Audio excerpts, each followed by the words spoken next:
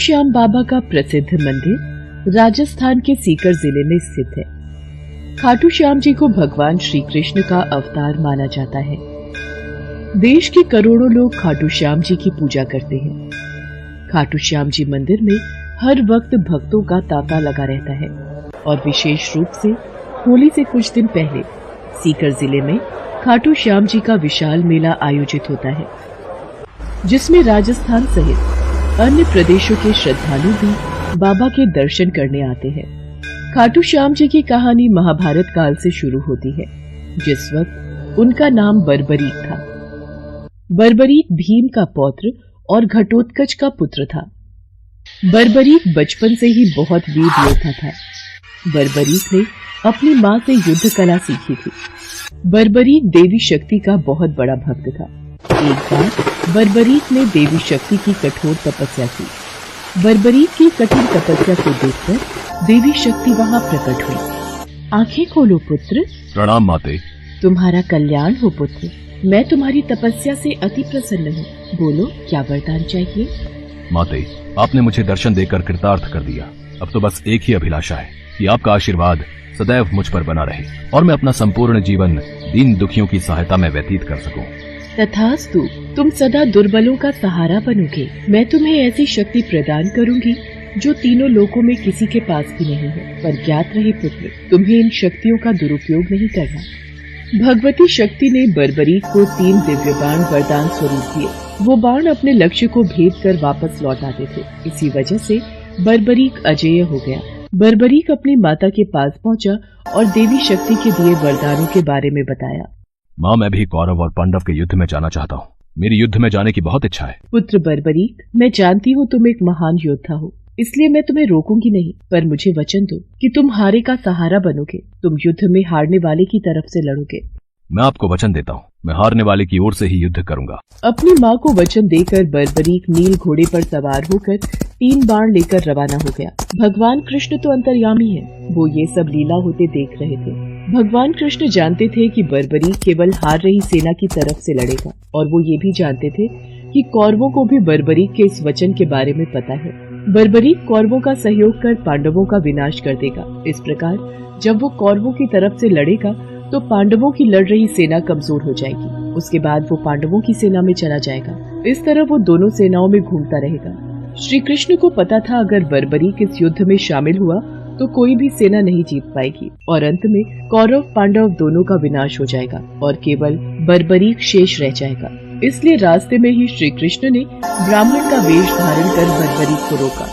बर्बरीक को रोकने का अब एक ही उपाय है। मुझे बर्बरीक से उसके शीश का दान मांगना होगा। हे महावीर योद्धा, तुम कौन हो? ये कुरुक्षेत्र की रणभूमि है। तुम कौरवों और पांडवों के युद्ध में क्या कर रहे हो? हे ब्राह्मण देव, मैं घटोत्कच का पुत्र बर्बरीक हूँ। मेरा प्रणाम स्वीकार कीजिए। मैं महाभारत के युद्ध में सम्मिलित होने आया हूँ। ऐसा कैसे हो सकता है? तुम मात्र 3 बाण से युद्ध में सम्मिलित होने जा रहे हो? ब्राह्मण देव, ये बाण कोई साधारण बाण नहीं है। इनमें से मात्र एक बाण भी शत्रु सेना को परास्त करने के लिए पर्याप्त है, और ऐसा करने के बाद बाण वापस तरकश में ही लौट आएगा। अच्छा, तो फिर इस पीपल के पेड़ के सभी पत्रों को छेद कर दिखलाओ। बस इतनी सी बात ब्राह्मण देव। बर्बरीक ने ब्राह्मण रूपी श्री कृष्ण की चुनौती स्वीकार कर ली और ईश्वर को स्मरण कर पेड़ के पत्तों की ओर बाण चलाया। बाण ने क्षण भर में पेड़ के सभी पत्तों को भेद दिया और श्री कृष्ण के पैरों के इर्द गिर्द चक्कर लगाने लगा, क्योंकि एक पत्ता उन्होंने अपने पैर के नीचे छुपा लिया था। ब्राह्मण राज, अपना पैर यहाँ से हटा लीजिए, वरना ये तीर आपके पैर को भेद देगा। ये तीर बिना लक्ष्य पूरा किए वापस तरकश में नहीं लौटते। बर्बरीक के तीर अचूक हैं, लेकिन अपने निशाने के बारे में खुद बर्बरीक को भी पता नहीं रहता है। असली रणभूमि में अगर मैं सभी पांडव भाइयों को अलग अलग कहीं छिपा भी दूंगा ताकि वो बर्बरीक का शिकार होने से बच जाएं, तब भी बर्बरीक के तीरों से कोई नहीं बच पाएगा। इन अचूक तीरों से कोई नहीं बच सकता है। हे वीर योद्धा, मैं तुम्हारे साहस की सराहना करता हूँ। मैं तुमसे दान स्वरूप कुछ मांगना चाहता हूँ। ब्राह्मण महाराज, यदि मेरे वश में होगा तो मैं आपकी इच्छा स्वरूप दान की अभिलाषा जरूर पूर्ण करूंगा।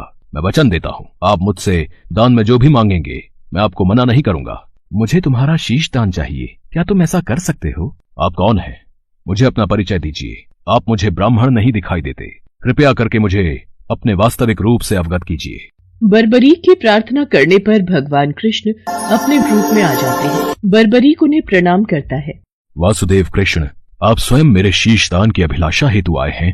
बर्बरीक, युद्ध भूमि की पूजा के लिए एक वीरवर क्षत्रिय के शीश के दान की आवश्यकता होती है और तुम महावीर महायोद्धा हो, अतएव मैं तुमसे शीश दान मांगता हूँ। हे वासुदेव कृष्ण, मैं आपको शीश दान अवश्य दूंगा, पर मेरी दो इच्छाएं हैं। पहली ये कि मेरी देह को आप स्वयं अग्नि देंगे, और दूसरी इच्छा ये कि मैं अंत तक इस युद्ध को देखना चाहता हूँ। ऐसा ही होगा वीर शीशदानी बर्बरीक। कलयुग में लोग तुम्हें हारे का सहारा बोलेंगे, तुम्हें श्याम नाम से पुकारेंगे। मेरे नाम से ही तुम्हारी कलयुग में पूजा की जाएगी। कलयुग में खाटू श्याम नाम से तुम्हारी पूजा होगी।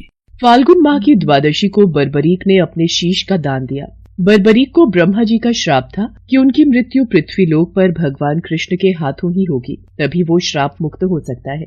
बर्बरीक का सिर युद्ध भूमि के समीप ही एक पहाड़ी पर सुशोभित किया गया, जहां से बर्बरीक ने संपूर्ण महाभारत का युद्ध देखा। युद्ध की समाप्ति पर पांडवों में ही आपसी बहस होने लगी कि युद्ध में विजय का श्रेय किसको जाता है।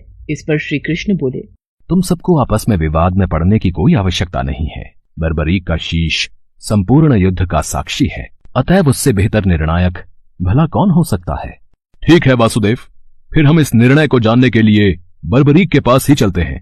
पौत्र बर्बरीक, तुमने तो युद्ध को बहुत ध्यान से देखा है, क्या तुम बता सकते हो हम सब वीरों में से इस युद्ध को जीतने का श्रेय किसे जाता है? श्री कृष्ण ने ही युद्ध में विजय प्राप्त कराने में सबसे महान कार्य किया है। उनकी शिक्षा, उनकी उपस्थिति, उनकी युद्ध नीति ही निर्णायक थी। मुझे तो युद्ध भूमि में सिर्फ वासुदेव कृष्ण का सुदर्शन चक्र घूमता हुआ दिखाई दे रहा था, जो कि शत्रु सेना को काट रहा था। इस धर्म युद्ध को जीतने का संपूर्ण श्रेय भगवान श्री कृष्ण को ही जाता है। वीर बर्बरीक, तुम धन्य हो, तुमने बिल्कुल सही निष्कर्ष दिया। इसके पश्चात सभी पांडव बर्बरीक के निर्णय की सराहना करते हैं और भगवान कृष्ण से क्षमा मांगते हैं, क्योंकि वो जानते थे यदि स्वयं वासुदेव न होते तो ये धर्म युद्ध जीतना असंभव था। धर्म की विजय स्वयं वासुदेव कृष्ण के कारण ही हुई थी। भगवान कृष्ण के आशीर्वाद से बर्बरीक को कलयुग में श्याम नाम से पुकारा जाने लगा। आज भी खाटू श्याम जी महाराज के अनेकों भक्त रोजाना उनके दर्शन करने जाते हैं और उनसे मन वांछित फल की प्राप्ति करते हैं।